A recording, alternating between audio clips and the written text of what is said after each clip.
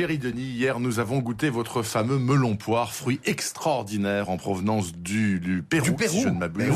C'est un cousin de l'aubergine, on peut le manger cru, on peut le manger cuit également. Il s'est révélé, ma foi, fort bon et assez sucré parce que c'était l'un de ceux que vous avez cultivés en pot à l'intérieur. Est-ce que vous allez en cultiver à nouveau cette année? Bien sûr, un jardinier ne renonce jamais.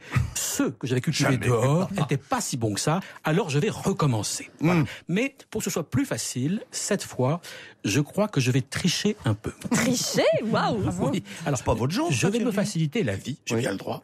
Et alors, je vais pas faire que du semis comme l'an dernier. Vous savez, en février, j'avais semé des graines du commerce. Ça a plus ou moins à l'intérieur, ça a plus ou moins bien marché et c'était lent. Donc, cette année, j'ai d'une part semé mes propres graines, mais... Vous avez commandé des plants. Voilà. Déjà bien en feuilles. Je vais les faire grossir à la maison dès maintenant.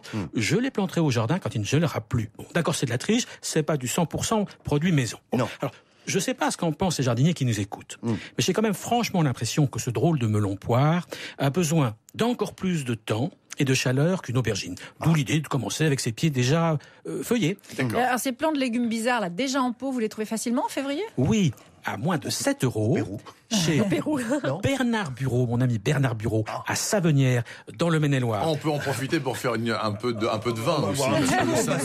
Chez un blanc minéral extraordinaire. Vous serez raisonnable, vous ferez tout simplement livrer chez vous, parce que Bernard Bureau expédie les plantes. Et je crois que c'est sa fille, Caroline, qui est à l'expédition, me semble-t-il. Comment fait Monsieur Bureau pour avoir des plants déjà bien vivants en hiver? Lui, il les sème super tôt, alors. Alors, je sais pas trop comment il fait, il a jamais voulu me le dire. Alors, c'est pas un vrai copain. Mais je mettrai mon râteau à couper qu'il fait pas de semis. Il doit plutôt faire des boutures en fin d'été. Bon, moi, j'ai bien observé ma belle potée de melon poire que j'ai gardée à la maison.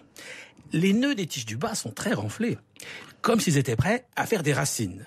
Je crois que si j'avais pris des boutures sur cette potée en septembre, l'an dernier, elles auraient peut-être pris de la foulée, et maintenant j'aurais des jolis pieds bien au chaud dans la maison, des pieds peut-être plus beaux que ceux que je vais acheter. Et alors, cette potée là que vous avez gardée tout l'hiver, donc à la maison, vous allez en faire quoi maintenant?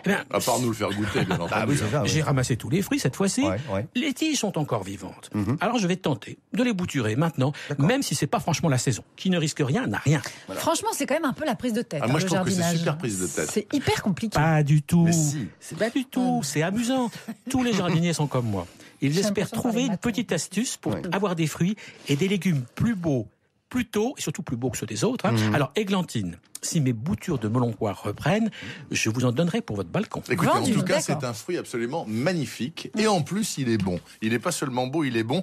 Je précise donc que la pépinière de Bernard et Caroline Bureau, c'est donc à Savenières, dans le Maine-et-Loire, bureau comme un bureau. Il a un catalogue, il a un site internet. Toutes les infos, Thierry, vous les transférez sur rtl.fr.